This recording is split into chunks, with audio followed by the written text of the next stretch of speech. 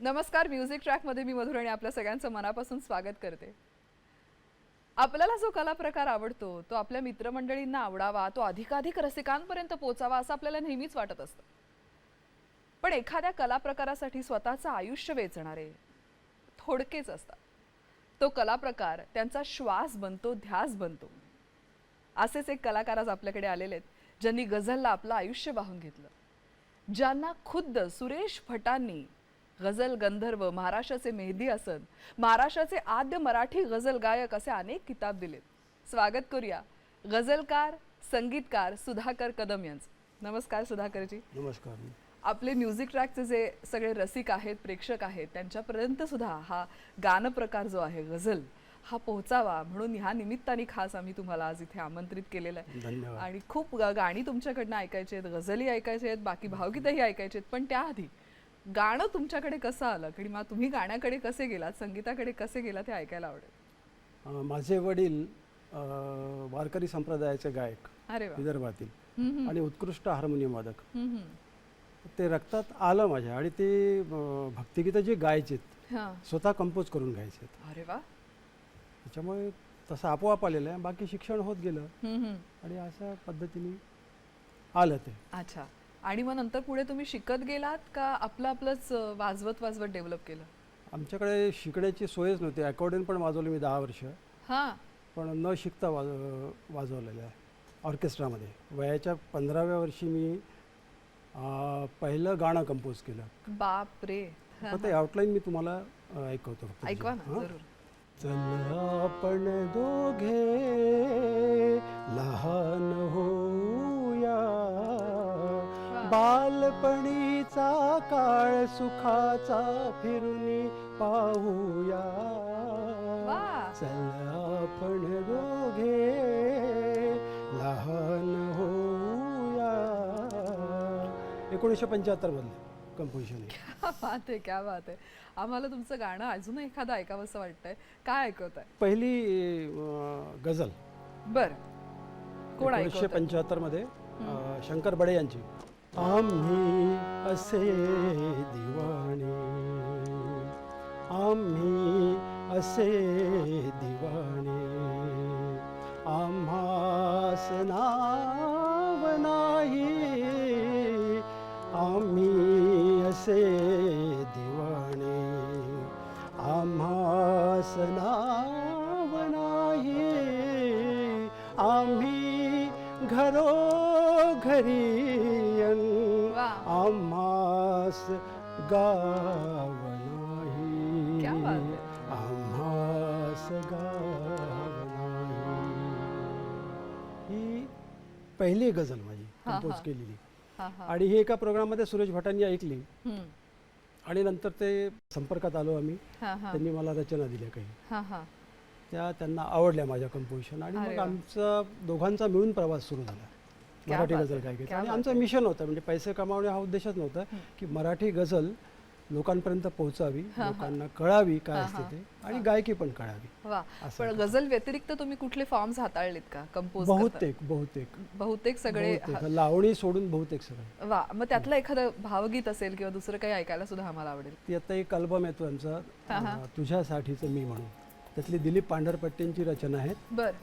नुसत्याच तुझ्या हसण्याने जगण्याचे दुःख वितळले. वा वा.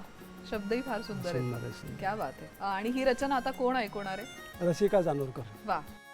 नुसत्याच तुझ्या हसण्याने, नुसत्याच तुझ्या हसण्याने जगण्याचे दुःख वितळले, नुसत्याच तुझ्या हसण्याने जगण्याचे दुःख वितळले, एकाच तुझ्या स्पर्शाने, एकाच तुझ्या स्पर्शाने आभाळ मनाचे भरले, नुसत्याच तुझ्या हसण्याने.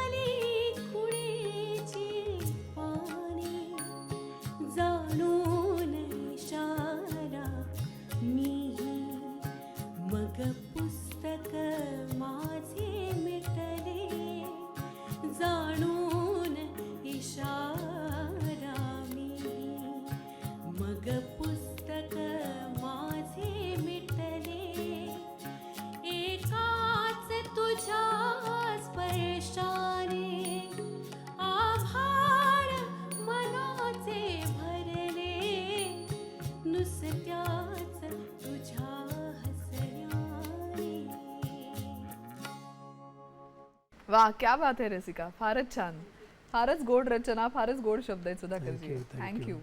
सुधाकरजी, मगाशी तुम्ही उल्लेख केलात की तुमचे वडील वारकरी संप्रदायातले होते, भक्तिगीतं स्वतः रचायचे, गायचे आणि तिथनं तुम्हाला संगीत मिळालं. पण हे वातावरण घरातलं तसं वेगळं होतं. पण गझल सारख्या साहित्य प्रकाराकडे किंवा गाणं प्रकाराकडे तुम्ही आकर्षित कसे झालात? त्याला म्हणजे काय घटना घडल्या?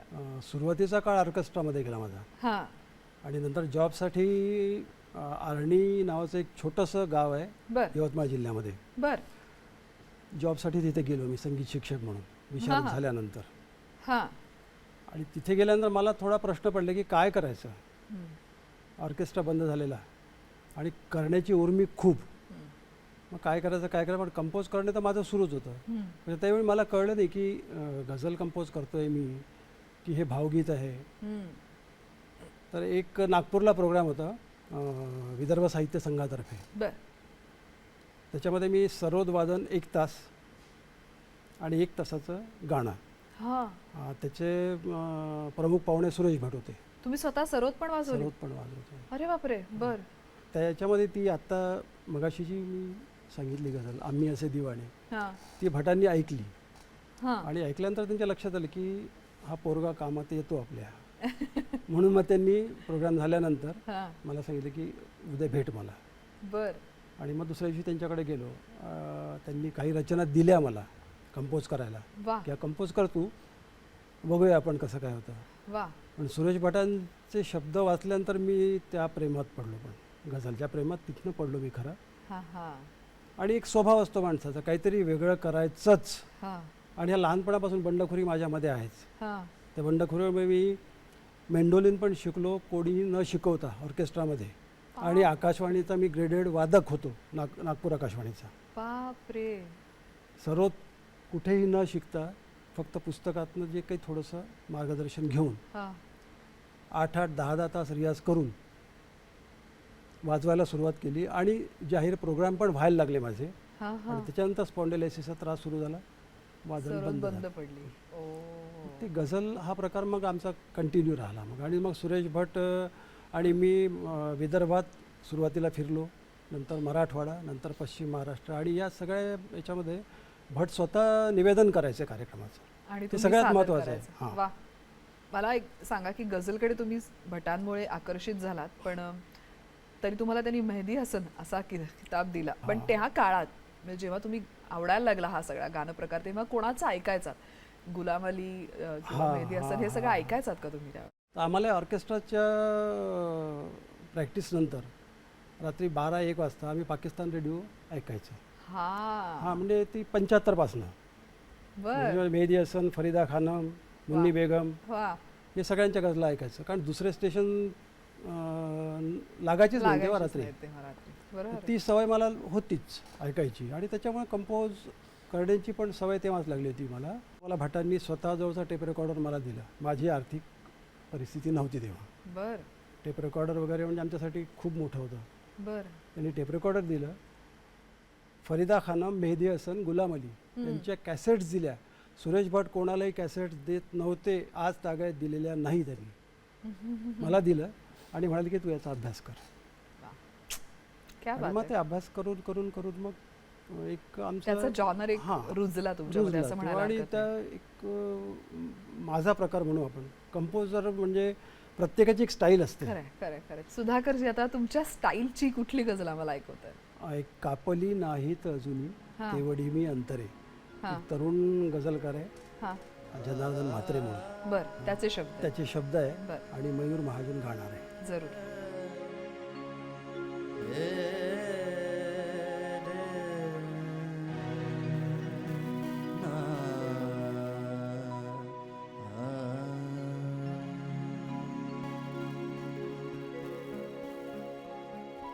कापली नाहीत अजूनी, कापली नाहीत अजूनी, तेवढी मी अंतरे,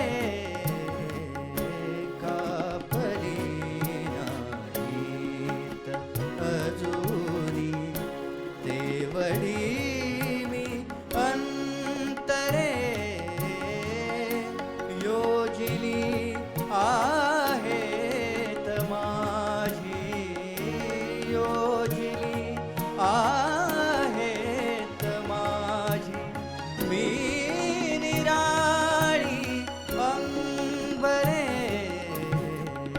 का परी नाहीत अजून.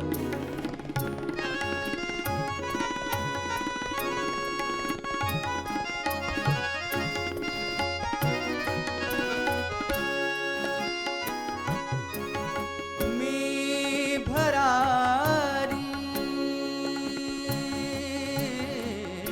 मी भरारी घेतली अन मी भरारी घेतली अन दश दिशा भारावल्या, दश दिशा भारावल्या, दश दिशा भारावल्या. मी भरारी घेतली अन दश दिशा भारावल्या. वेधले मी या नभाचे, वेधले मी या नभाचे. कोपरे अन कोपरे वेधले मी या नभाचे. कोपरे अन कोपरे योजिली आहेत माझी, योजिली आहेत माझी. मी निराळी अंबरे का परी नाहीत अजूनी. देवळी मी अंतरे, देवळी मी अंतरे, देवळी मी अंतरे. Music track. रामराव पवाराच्या पदराला हात घातला त्यानं. पण आता तू हौशीभर लगीन करायचं नाही म्हणजे नाही. आणि समजा मी तुझं म्हणणं ऐकलं नाही तर तर म्या समजन तू माझा घात केलास. कृष्णा काठच्या कथा शनिवारी दुपारी 3:30 वाजता. Music track. म्युझिक ट्रॅकमध्ये आपलं पुन्हा एकदा स्वागत. आपण गप्पा मारतोय ज्येष्ठ संगीतकार सुधाकरजी कदम यांच्याशी. सुधाकरजी, तुमचं परत एकदा स्वागत म्युझिक ट्रॅकमध्ये. गझल हा साहित्य प्रकार आहे का गान प्रकार आहे? कारण त्याला चाल बांधताना मुळात ती साहित्य म्हणून गझल असणं, त्या व्याकरणात असणं गरजेचंच आहे. तर गरजेचं तुमचं ह्याच्यावरती काय आणि कसं तुम्ही पाहता याच्याकडे? नाही, गझल आणि भावगीतमध्ये लिखाणातच मुळात फरक आहे. हो गझल लिहिण्याच्या ज्या पद्धती आहे त्याच्यामध्ये रदीफ काफिया वगैरे हो पाळावाच लागतो, अगदी. त्या नियमाने चालावंच लागतं. हम्म, त्यामुळे काही गझला भटांच्या पण पिक्चरमध्ये आलेल्या आहेत, हम्म, भावगीतं म्हणून आलेल्या आहेत. हम्म. ते कंपोज करताना त्या पद्धतीने जावं लागतं. हा हा गझल कंपोज करताना एक थोडासा तो बाज वेगळा घ्यावा लागतो. हा आणि चित्रपटात येणारी जी आहे थोडंसं एकदम लाईट होतं ते काम. हा हा एवढाच फरक आहे. म्हणजे ती व्याकरणाच्या दृष्टिकोनातून किंवा साहित्य प्रकार म्हणून जरी हा, गझल हा, असली हा. तरी त्याच्यावरती स्वरांचा साज असा चढवला जातो की ते भावगीत होतं. हा, म्हणजे हा. असे पण असा पण प्रयोग प्रयोग होतो. असे पण हा, प्रयोग हा, झालेले आहेत. मला वाटतं चित्रपटात येताना आहेत, होतात आहेत. असं. पण तुम्ही आता गझलमध्ये एवढे मुरलेले होतात किंवा इतकी तुम्ही आकर्षित झाला होतात, ऐकत होतात, करत होतात, तरी भावगीताकडे का वळावं असं वाटलं? आणि किंवा तुम्ही असे काही प्रयोग केलेत का की साहित्य म्हणून ते गझल आहे पण त्याला चाल देताना ते भावगीत झालं, असं काही केलंय का? एक माझ्यावर थोडा ओपेन एअरचा पगडा आहे. ओपी नय्यरचा पगडा. हा, बर चित्रपटात मला माझे आवडते संगीतकार. बर तर एकदा अशी धून तयार झाली माझी हा आणि धून तशीच पडून होती बरेच दिवस. श्रीकृष्ण राऊत म्हणून अकोल्याचे कवी आहेत, बर त्यांना ती ऐकवली मी. सर ते म्हणाले की मला ही धून फार आवडलेली आहे, मी याच्यावर एक गाणं तुला करून देतो. बर. आणि तेच गाणं आपण घेणार होतं, झिंगले चांदणे. झिंगले चांदणे. अरे वा, एकदम वेगळ्या टाईपचं कंपोजिशन. कोण ऐकवतंय? रसिका जानोरकर ऐकणार आहे. रसिका. झिंगली चांदणी धुंद झाली हवा, झिंगली चांदणी धुंद झाली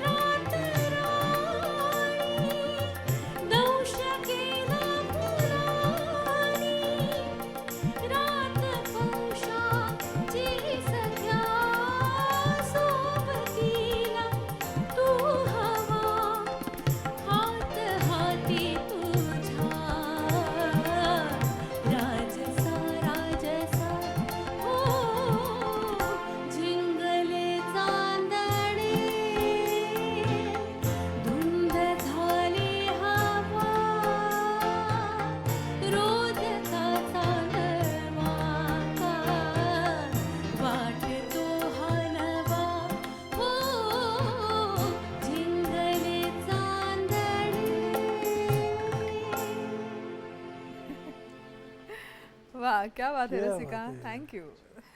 सुधाकरजी खरोखरच ओ.पी. नय्यरजींचा चांगलाच इम्पॅक्ट असणारं, प्रभाव असणारं हे गाणं होतं.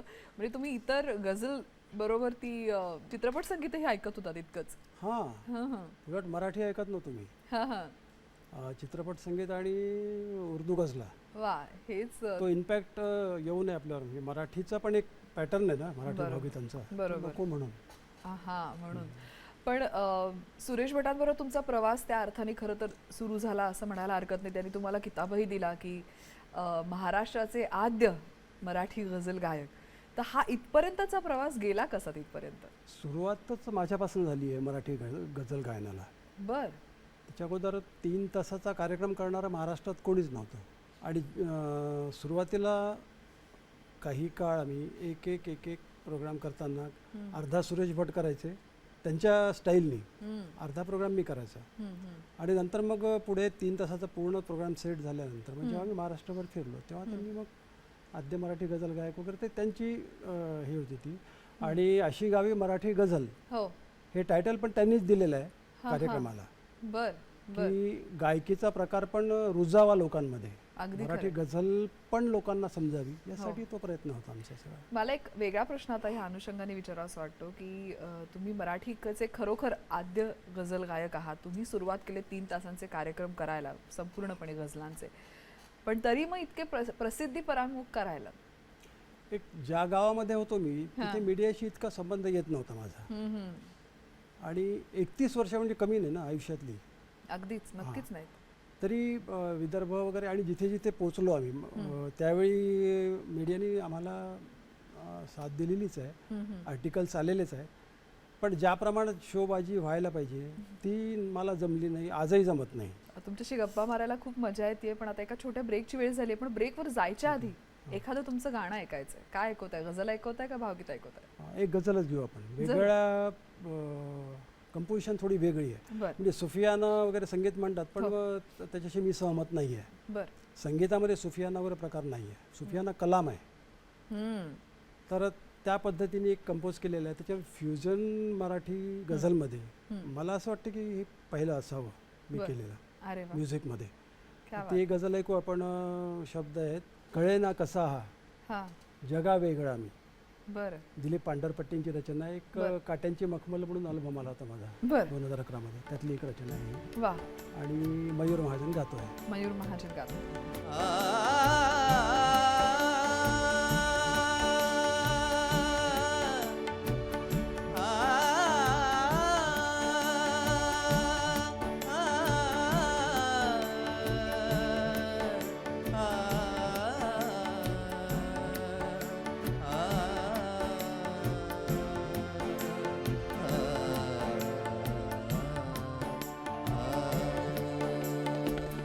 कळेना कसा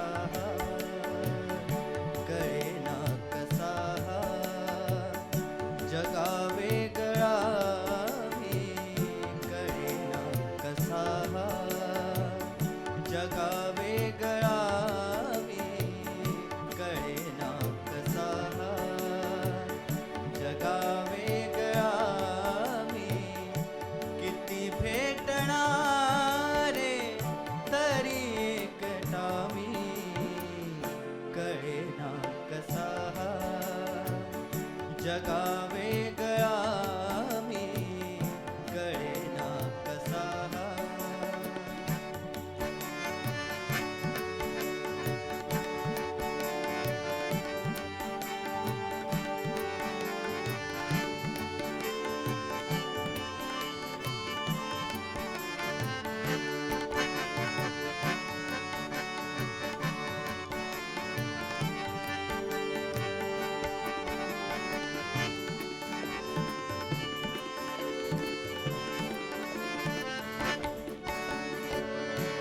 अशी मात झाली जुगाराप्रमाणे.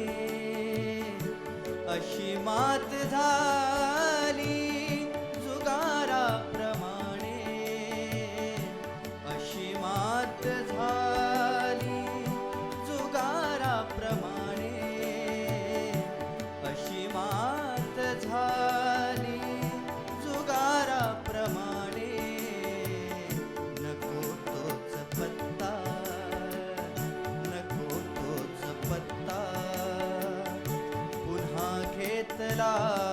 मी नको तोच पत्ता पुन्हा घेतला मी किती भेटणारे तरी एकटा मी कळेना कसा हा जगा वेगळा मी कळेना कसा हा जगा वेगळा मी कळेना कसा हा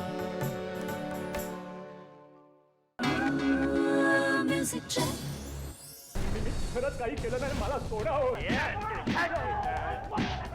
माझ्या माणसाला सोडून ही लाच नाहीये भेट समजा माझ्यातर्फे या सगळ्यात तुझं नाव कुठेही असेल ना तर तू गेलास.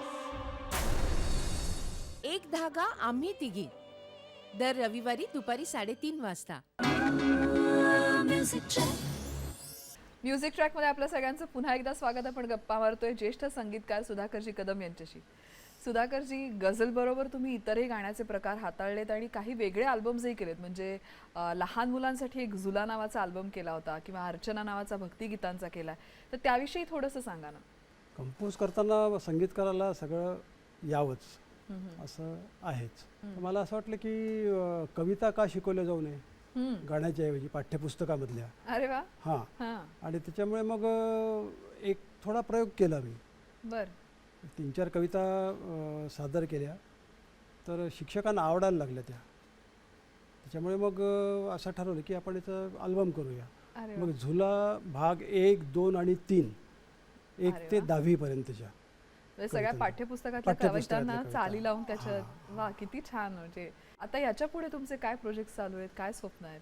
एक प्रोजेक्ट आता येतोच आहे. मगाशी सांगितलं मी तुझ्यासाठीचं मी वैशाली माडेच्या आवाजात. बर. अरे वा. आणि याच्यानंतर एक 5-6 गझलकार नवोदित बर. त्यांच्या गझलांचं एक प्रोजेक्ट आहे ते वा. करतोय मी आता. तुमच्या संपूर्ण पुढच्या प्रवासासाठी म्युझिक ट्रॅकतर्फे तुम्हाला मनापासून शुभेच्छा. धन्यवाद. आणि आपण इथे आलात आणि आम्हाला इतकी छान गाणी ऐकवली त्याबद्दल धन्यवाद. आणि आता एपिसोडच्या शेवटी काय ऐकवत आहे? येता येता गेला पाऊस. वा. कोण गातंय? काट्यांची मखमलमधलंच आहे. बर. मयूर महाजन आणि रसिका जानकर. वा. आणि शब्द कोणाचे? दिलीप पांढरपट्ट्यांचे. क्या बात आहे. जरूर ऐकूया. येता येता गेला पाऊस येता येता गेला पाऊस असा कसा हा वेडा पाऊस असा कसा हा वेडा पाऊस वेडा पाऊस येता येता गेला पाऊस येता येता गेला पाऊस.